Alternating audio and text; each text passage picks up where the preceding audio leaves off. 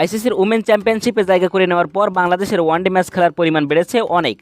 এবার টি-20তেও নতুন এক অভিজ্ঞতা হওয়ার অপেক্ষা। প্রথমবার 5 ম্যাচের টি-20 সিরিজ খেলবে তারা। নিগার সুলতানা জ্যোতির দলের প্রতিপক্ষ ভারত। অস্ট্রেলিয়ার বিপক্ষে টি-20 সিরিজ শেষ হওয়ার আগেই গতকাল 3রা এপ্রিল ভারতের বিপক্ষে সিরিজের চূড়ান্ত সূচি প্রকাশ করেছে Bangladesh cricket board BCB. 5 match সিরিজের সবকটি হবে সিলেট আন্তর্জাতিক ক্রিকেট স্টেডিয়ামে। প্রায় এক দশক পর সিলেটের মাঠে দিবারাত্রি ম্যাচ খেলবে বাংলাদেশের মেয়েরা। 5 ম্যাচ সিরিজের 3টি হবে কৃত্রিমালয়।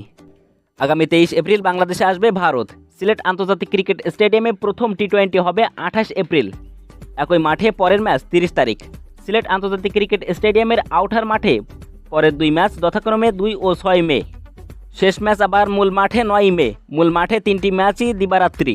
খেলা শুরু হবে সন্ধ্যা 6:30টায়। অন্য ম্যাচ 2টি শুরু হবে দুপুর 2টায়। শ্রীলঙ্কায় আগামী জুলাইয়ে এশিয়া কাপ খেলতে যাওয়ার আগে এটি বাংলাদেশের শেষ